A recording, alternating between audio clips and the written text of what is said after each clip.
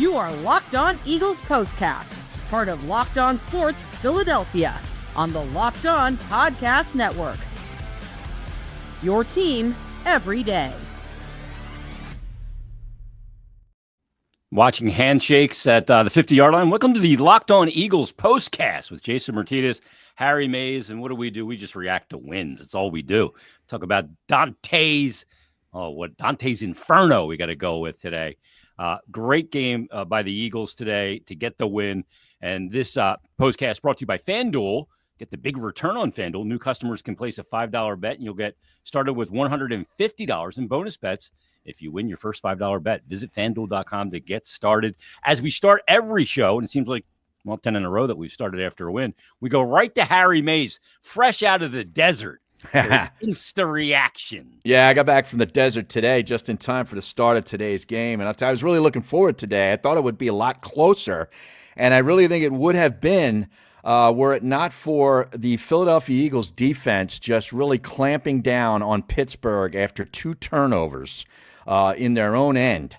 Which really ended up, to me, being the difference in the game. And the Eagles took advantage of a huge turnover by Najee Harris in the beginning of the second half when Pittsburgh finally started to get a little bit of rhythm on offense and finally had a play that got him deep with the flea flicker to Austin for 31 yards. And then, boom, he tries to, toss it to Najee Harris. He never got a control of the football and loses it. The Eagles go on one of their long drives and end up with a touchdown, and really that was the ball game. And now you're 12-2 and tied with the Detroit Lions, who lost today, who are now 12-2, although they only have 1 loss in the NFC.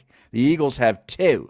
Okay. But you also have the Minnesota Vikings at 2 losses, who had the week off. They're at 11-2. So this is getting really close and really heated for these final couple games, man. Jason. It's going to be great. This is fantastic. It really is. You want, I remember, I don't know if I think it was when I was at WIP. We did this whole promo series, Philadelphia sports, drama guaranteed. Yeah, I remember that. I remember that. That was like a Big B production, wasn't it? Oh, yeah. Well, it was Tom Lee. And we did it with okay. Dick Irvesty, who was the original NFL on Fox voice. Oh, yeah. The NFL on Fox. It was our voice guy. Okay. And we did this whole drama guaranteed. And that is always the case because it was a dramatic week for the Eagles. And I saw all these hot takers all week. Yeah. The sports talk show going, this is going to ruin the Eagles. It didn't do squadouche. Yeah. Matter of fact, it may have accentuated A.J. Brown. I don't even know if there wasn't any rift. This is total sports radio, what we used to do, and what we would have done had we still been doing that this week. That's not true, Harry. We would have, because the program director would be in there and he'd be like pulling his hair out saying, he had a bad look on his face, late in the game, and he's pissed at his quarterback, and they're down on the coach and they're down on this, and it's all going to come apart at the seams. This is huge. No, it's not. Sowing fear, Harry. Yeah. Exactly. No, and I know, it's funny because I know the Eagles are way in tune with what goes on in the media about them as it's happening. And this is case in point. All that stuff about the passing offense, and the passing offense didn't look great the last week and a half, whatever it was. They still won games. First play of the game, they put 5 wide receivers on the field. First play. Now, if that's not to tell you something, and to all you fans who are worried and all you people in the media who are saying that we got problems, shove it. We got 5 wides on the play, and it only took them to the second play of the game to get it to A.J. Brown. Yeah, and he played like he had to burn his saddle the whole day. Yeah, he did. It's like, why are we even talking about this? I this? like when he's like that. I do. I like a surly A.J. Brown. A little nasty. Yeah. Oh, yeah. Like he didn't step out of bounds on one play and just thump the guy. Like I thought he was going to step out and just decided to give him a little shoulder instead. I like when he plays with that, PO'd attitude. That's a good thing. The other thing too, watching this game, and I thought it was going to be close to the end too, but the Eagles get out to that great start, and then on comes the Steelers before the end of the first half. And I'm going, okay, this second half's teeing up to be pretty darn good. But Harry, the number that really matters in this game is time of possession. Oh. The Eagles had the ball for 39:52 to 20:08. 13 of 15 minutes in the third period after the Najee Harris fumble. Yeah. They just totally took control of the game and just basically suffocated the Steelers, to submission. It's unbelievable because this team in the second half, I don't recall, I remember back in 2017, I didn't recall that team being such a great team in the second half. They were good all the time. Yeah. This team in the second half is absolutely lethal. Yeah. And they got Saquon back on the field in the second half. I don't know what happened in that second quarter where he was gone with about 10 minutes left to go in the first half. You saw him go into the blue tent. They were talking about it. And then you see him on the sidelines, and he's still got his helmet. And I'm like, well, he's still, he didn't have it on then. Then later they showed it to him, showed him with it on. And you're like, he's got to be available or they'd have taken the helmet away, right? So what's the deal? If it's concussion, why is he keeping him out? Exactly.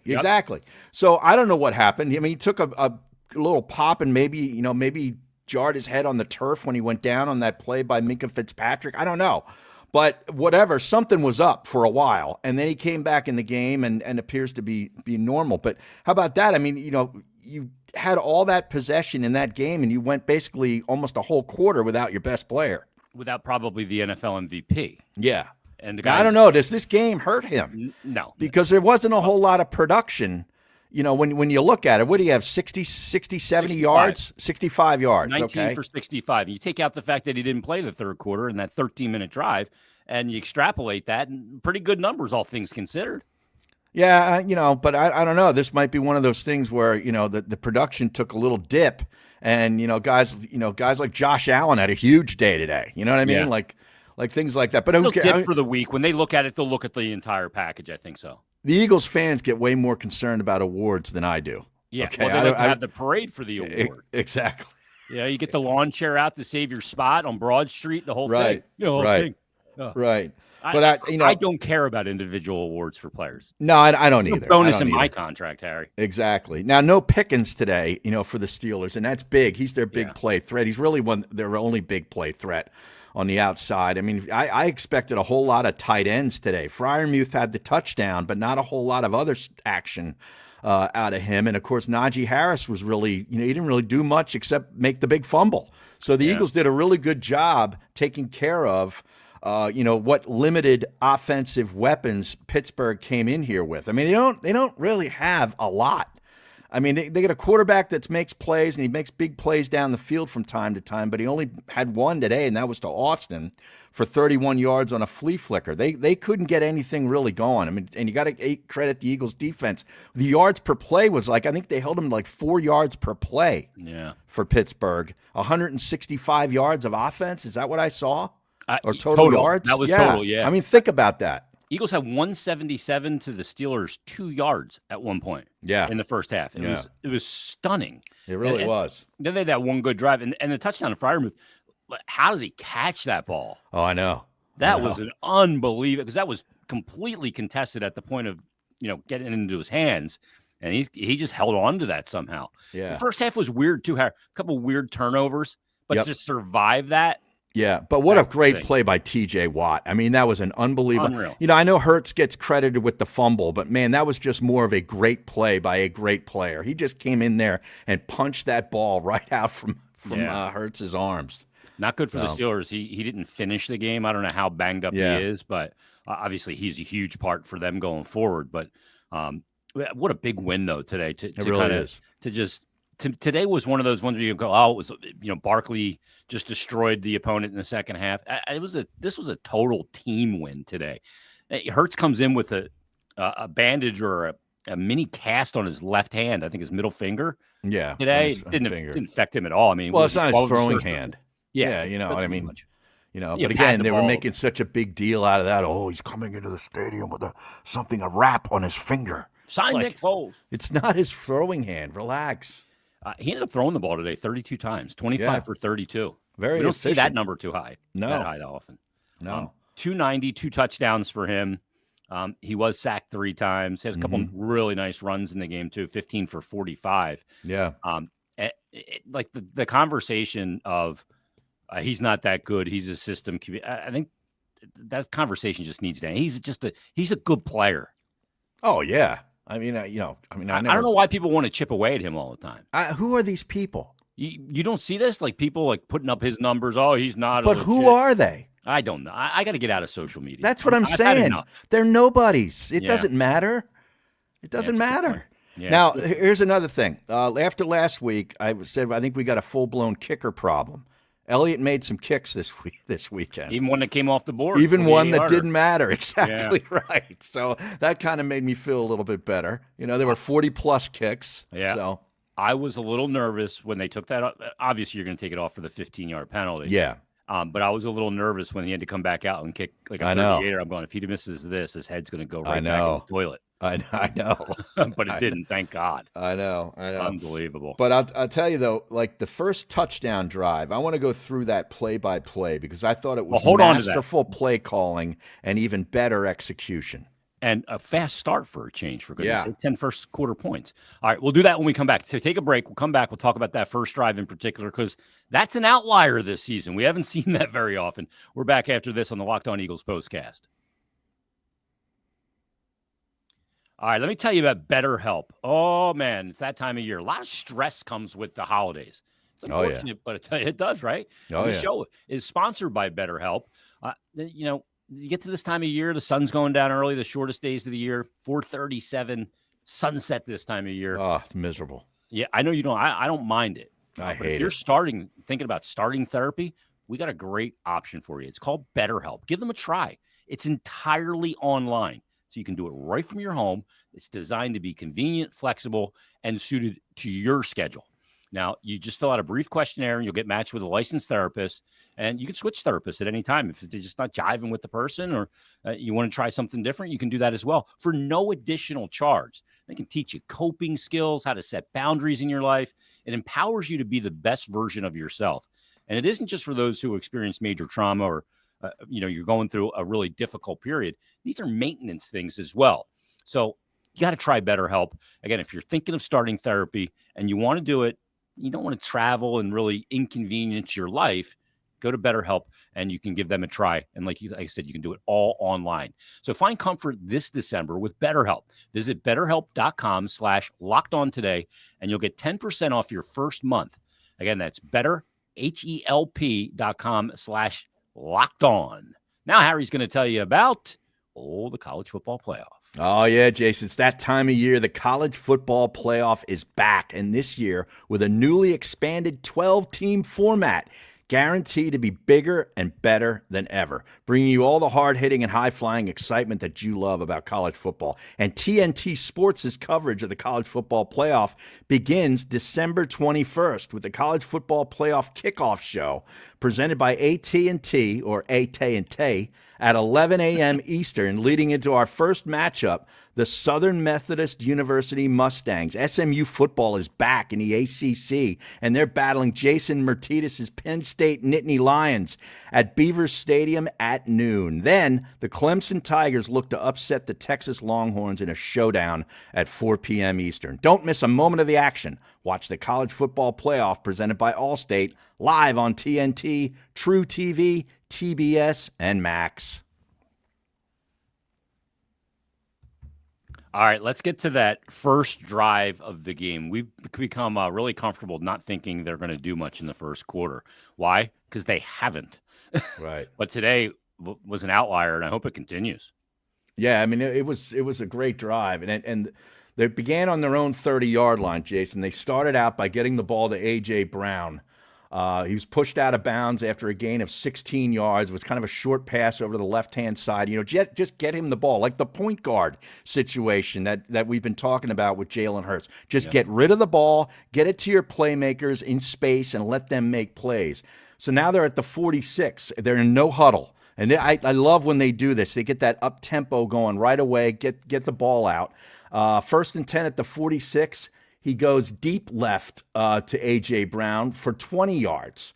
Then it's a 1st and 10 at the 34. Hurts right end. He runs it for 7 yards. Now they're down at the 27. Shotgun. Barkley, left guard for 22 yards. Now they're down inside at the 5-yard line. Barkley up the middle.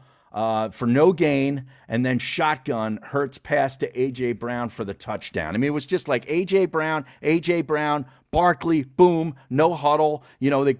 Pittsburgh's defense couldn't reset, and bang, bang, next thing you know, you're in the end zone, and you finally get a touchdown in the first quarter. It's been a while. It's almost like, why don't you go with that hurry-up offense in the beginning of games all the time? Because I know. you can really develop a rhythm into the game early and ride that wave for as long as you can.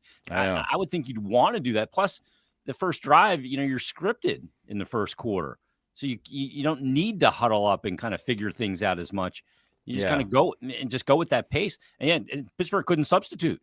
Right. You got them on their heels. Now, I mean, their first drive, they actually did end with 3 points today. So they stalled inside the red zone, ended up kicking a field goal, and then fumbled. Then was the fumble, the TJ Watt play on their third possession or their second possession. And then on the third possession was this touchdown. So they got into it a lot quicker than they have been most of these games this year. But how about the Nolan Smith sack? That was beautiful. For a loss of 10, forcing a 3rd and 20, and they ended up forcing a field goal for Pittsburgh. That was huge there because Pittsburgh again had something a little something going. And Nolan Smith, how many sacks does he have this year? He had gone a couple of games in a row with getting a sack. I remember earlier in the year. He's got to have like 5 or 6 sacks, I bet. He's got on the year, let me look at his stats here, of course, out of Georgia.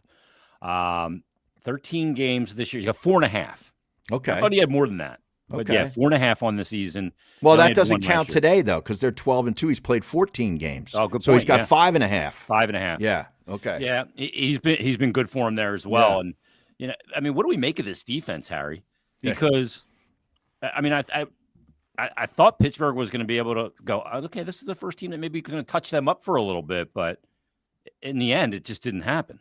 No, I mean, Pittsburgh really didn't run the ball on them. They get behind. They don't have their deep threat. They were kind of, I think sort of, punching around in the dark, trying to find something to, that could work to move the football. And you could tell their play calling really changed late in the game.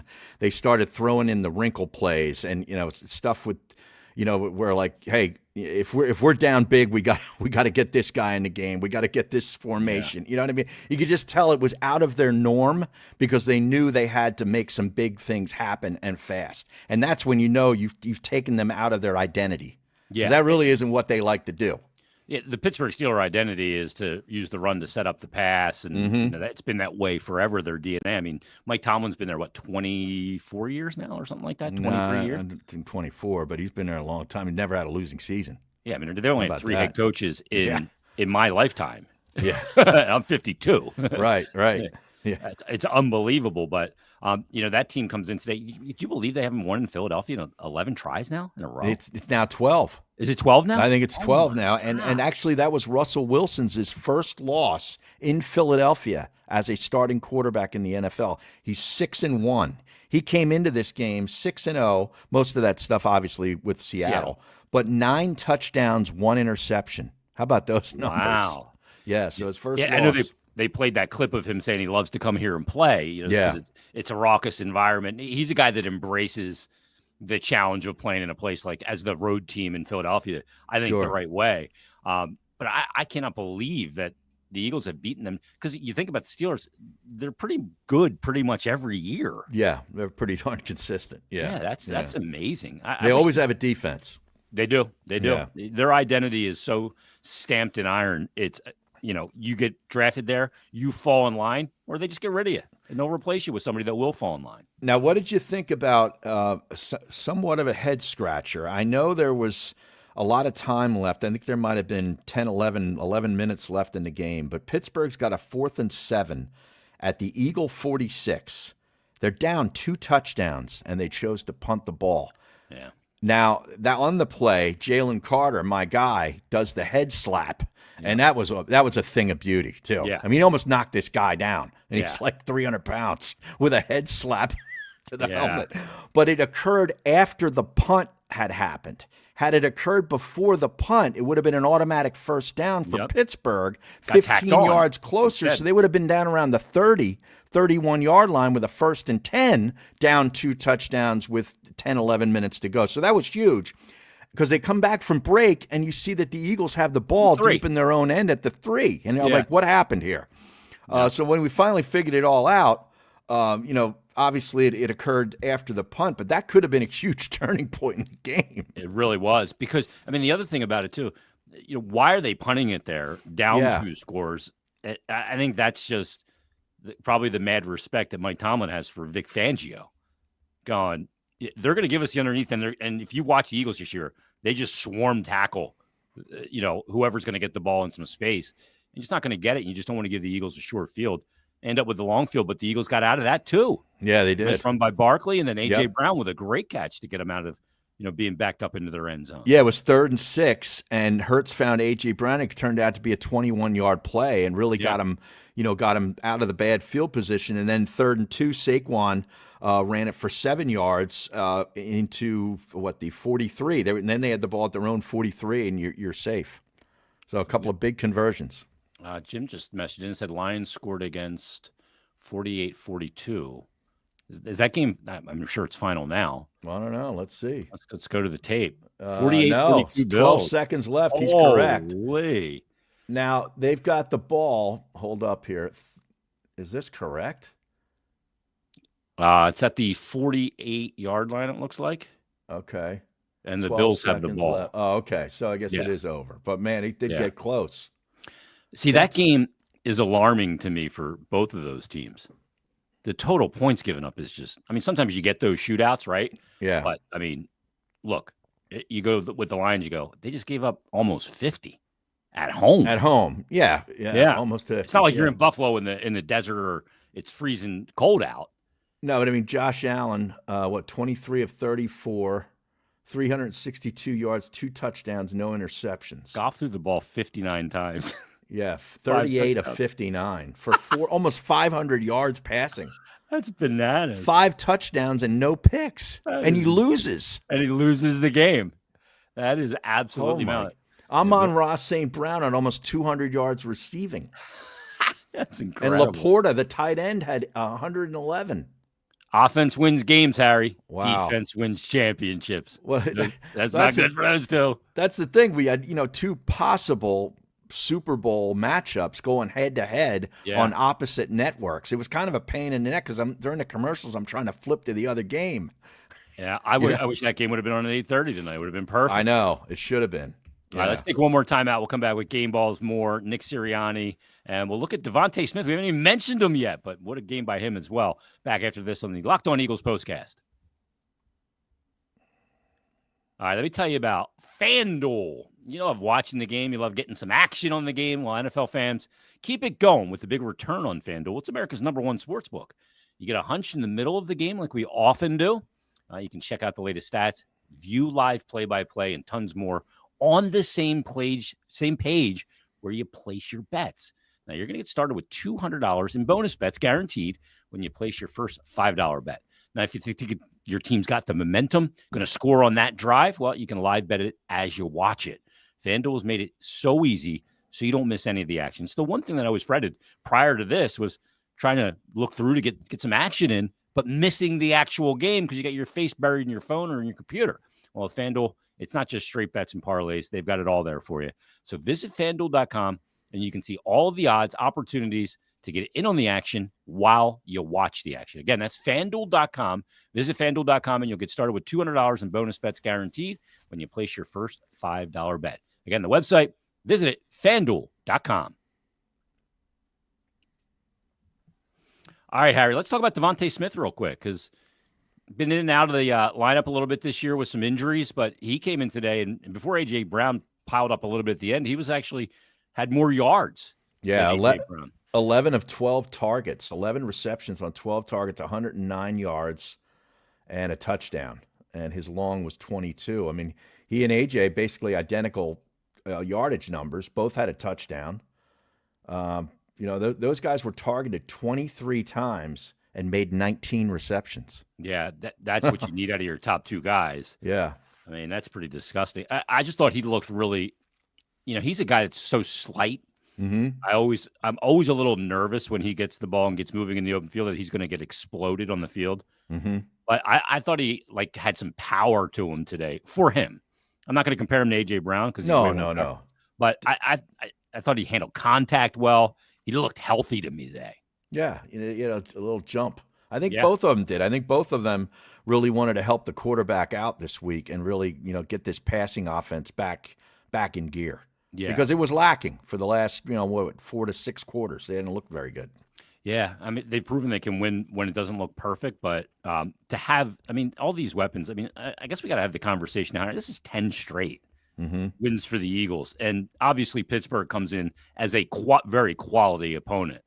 And the Eagles had, kind of controlled the game, even though they had some bad circumstance with a couple of early turnovers.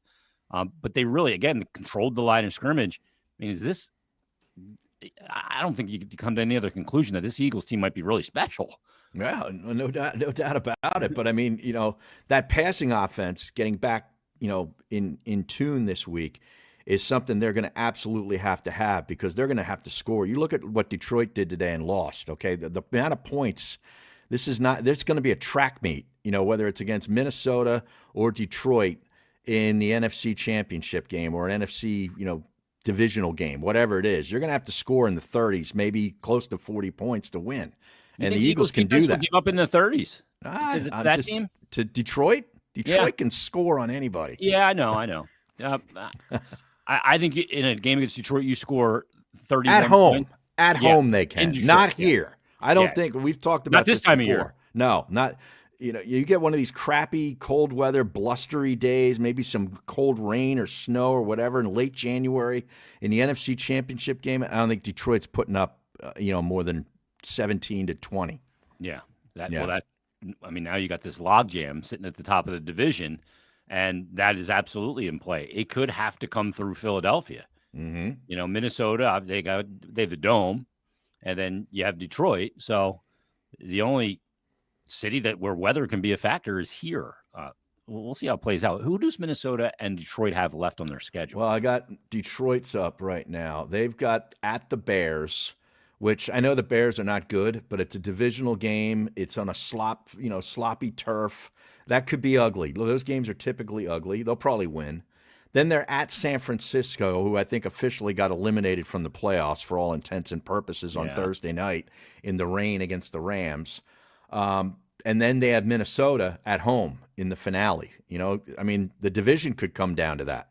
Those teams will, cancel each other out. One of them's going to win. Yeah, but I'm just saying, what this could do is that both of them could have to play all their starters all the way through the season because that game could mean something. Yeah, it could mean everything for the division. It could mean bye week, wild card weekend. It could mean a home field, obviously, and all of that. So, it's going to be fascinating. I'll check Minnesota's here just a second. Yeah, I got theirs up. They have. They play tomorrow night. Oh, okay. Against Chicago. That's right. 2 Monday nights tomorrow night.